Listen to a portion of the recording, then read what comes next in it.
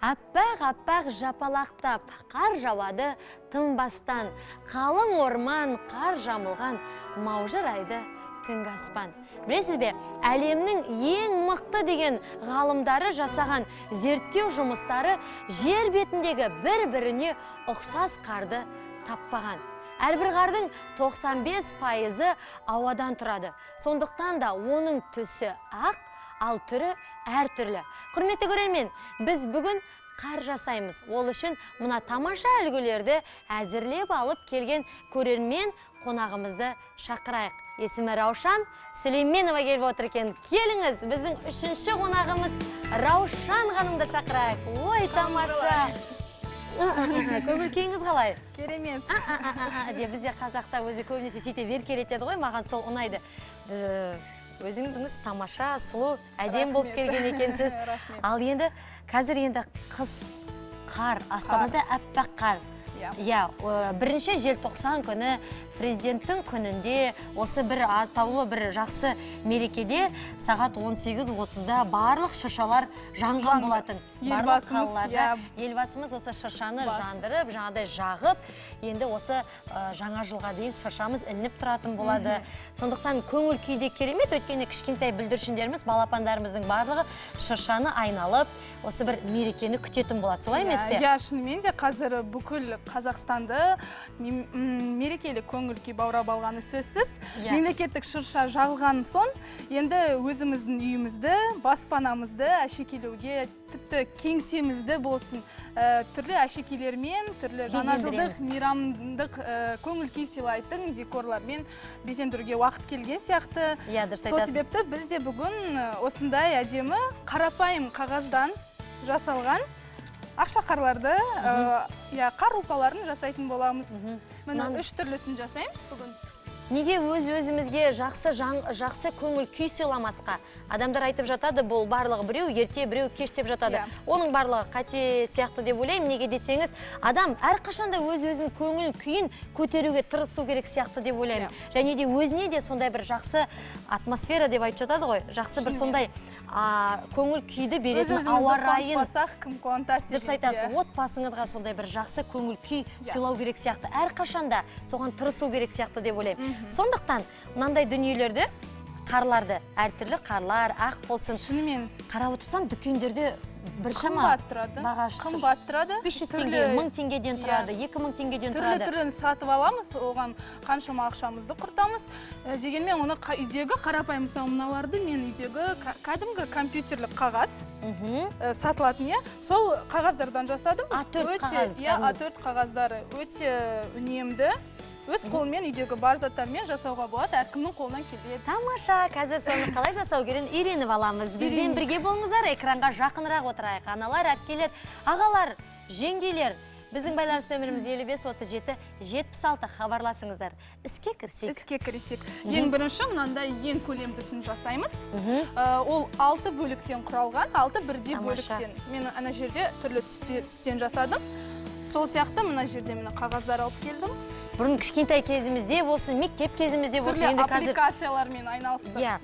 Шынымен, соған өте қатты ұқсайды. Анашым, мен сені жақсы көрем, 8-ші наурыз, жаңа жыл құтты болсын деп, әртүрлі қағаздармен пластилиннен жасап, жаңағыдай гүл жасап, бір-бірімізге сыйлық жасайтынбыз. Соны үйдегілер әжеміз алған кезде қуанатын.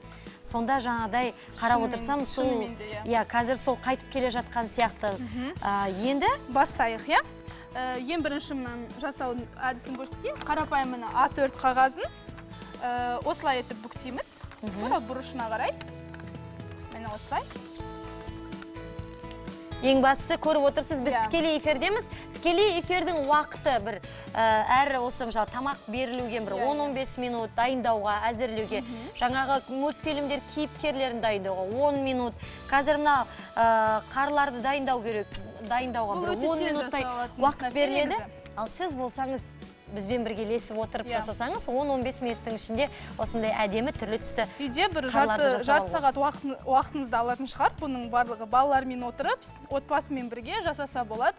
Өте сондай пайдалы іс деп ойлаймын. Жаңа жылдық мерекелік көңіл сыйлайды. Және бір осындай дүние, сіз жасай беріңіз, Раушан.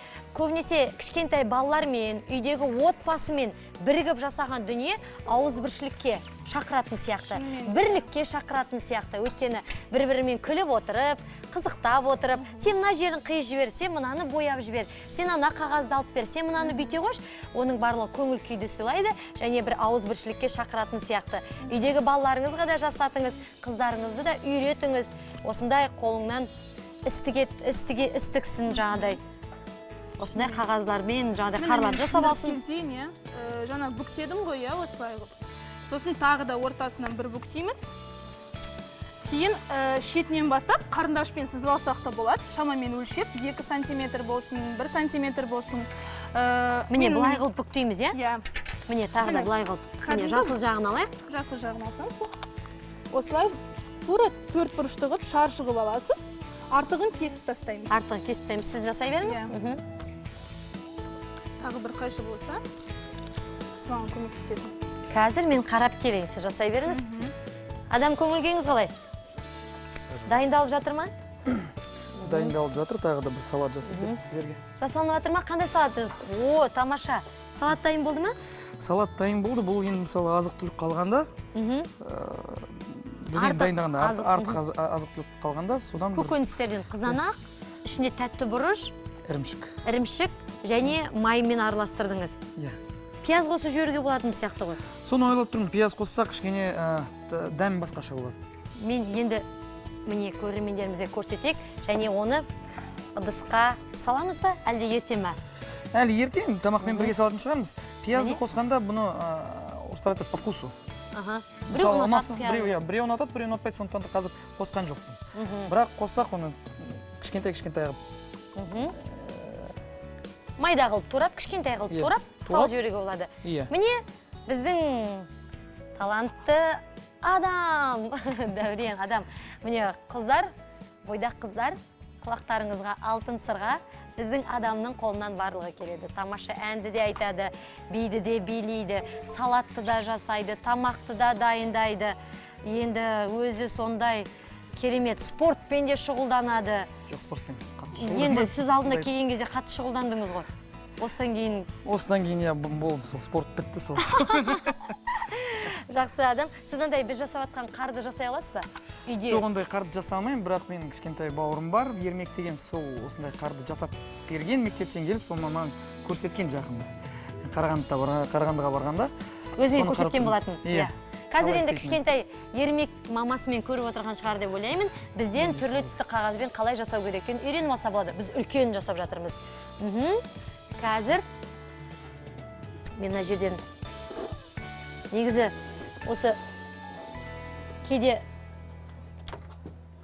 мен мына пышақты ала салайын. Хабарласқан көрерменіңіз бар екен, тыңдап көрейік. Алло, сәлематсыз ба? Алло, саламатсыз ба? Сәлематсыз ба, тыңдап тұрмыз сізді.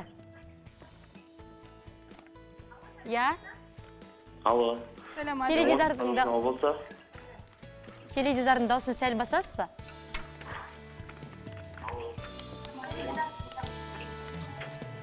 Алло. Я, тыңдап тұрмыз сізді. Біз сіздерді өте қатысыз.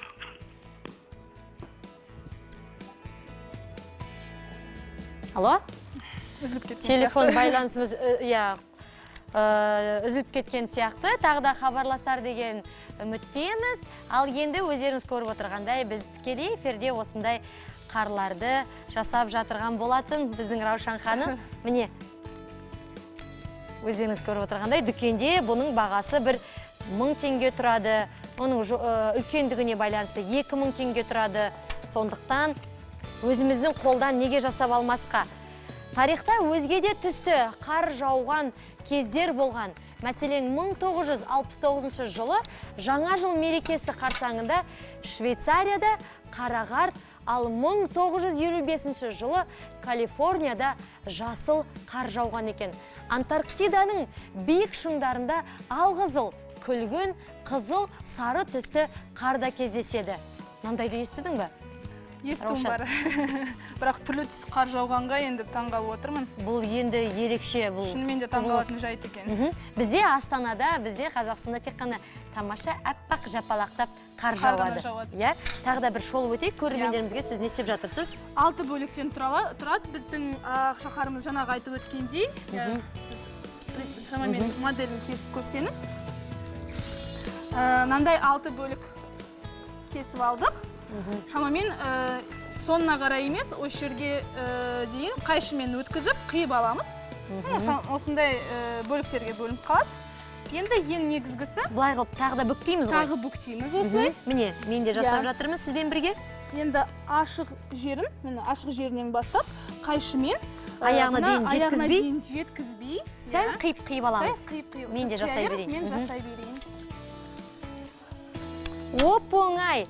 Өте оңай, шынымен де. Мен мына жерін түсіндіріп кетейін. Жаңағы бөлігімізді ашамыз. Әрбір жолақты бір-біріне кезек-кезек айқастыра етіп, мен мына жерде степлерді қолданып жатырмын, уақытын тығызынуға болғандықтан. Немесе желімен жабыстырсақ та болады. Желімен жабыстырса, кезек-кезек мені айқастырып, осылай жай ғана степлермен бекітеміз. Міне тамаша. Тіпті қараңыздаршы, міне осылай қылып қиып аламыз. Енді оны ортасын ашамыз ғой, иә? Иә, ашамыз ортасын ашамыз. Шырша түстес болып шықты. Және міне ол ондай төрт бұрышты болып шығады. Бір жағы қоңыр, екінші жағы жасыл. Енді оны бір-бірімен айқастырып, осылай. Қиылған. Бір-біріне айқастырып, осылай степлермен. Мына степлерді алсаңыз болады. Міне, мынандай қылып, иә, кішкентай бетеміз. Иә. Тіпті оны желіммен де жабыстыруға болады екен. Кезек-кезек, екі жаққа.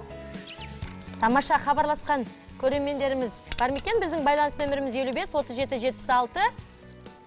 Кімнің мүмкін өздеріңіздің айтар кеңестеріңіз бар шығар, қояр сұрақтарыңыз бар шығар. Біз сіздерді тыңдаймыз.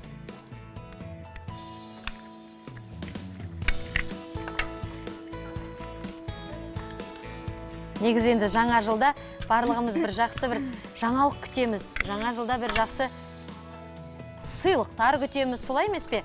Мына өзі степлердің ішінде бар ма, Рошан? Әкеліңіз.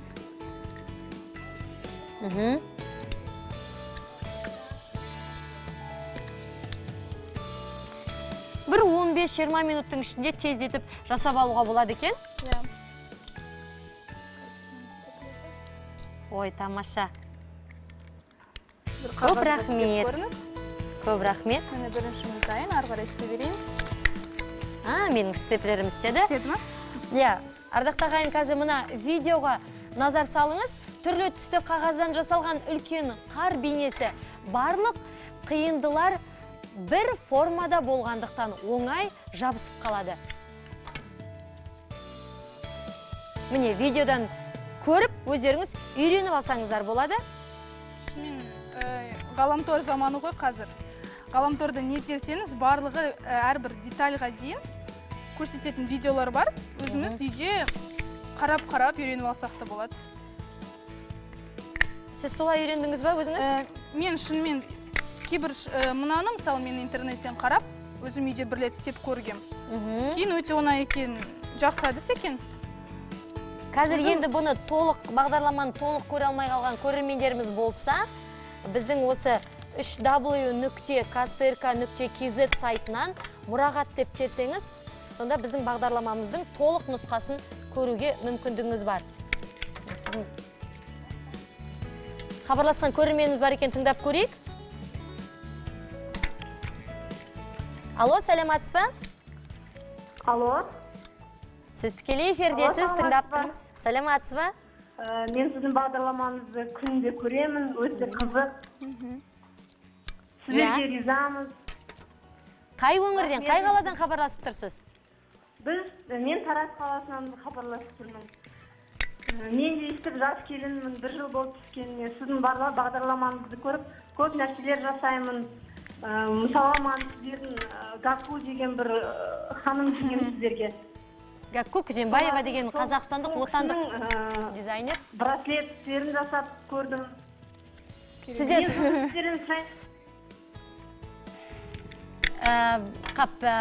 үзіліп кетті ғой деп ойлаймын. Енді Гаккудың біздің отандық өзіміздің дизайнеріміз жасаған браслетті жасаған екен. Біз оны суретін түсіріп, біздің WhatsApp-қа жіберсеңіз, Instagram парақшасынан да көретін боласыз. Мен жалғастырып жатыр, мені 3 бөлігі дайын болды. 3 бөлігі дайын болды, енді бір 3 бөлігі қалды. Бүгін түрлі түсті қар жасап жатырмыз. Оған бізге көмекке келген Раушан өзі көрсетіп, өзі дайындап, жасап беріп жатыр. Мені соңғы штрих. Тікелей уақыты, жаңағыдай тікелей эфирдің уақыты шектеулі болғандықтан өздеріңіз де білесіздер. Бірақ оған қарамастан, міне біздің Раушанның қолынан келді, тамаша қылып жасап берді. Бұның барлығы Инстаграмда көрсетілетін болады, видеосы барлығы салынатын болады. Сіз оған қам жемеңіздер, уайымдамаңыздар. Раушан, сізге көп рахмет. Рахмет сізге. Мен де үйреніп алдым. Енді осайнан степлермен бір-бірімен осайнан айқастырып отырып, оны үйде де жасайтын боламын.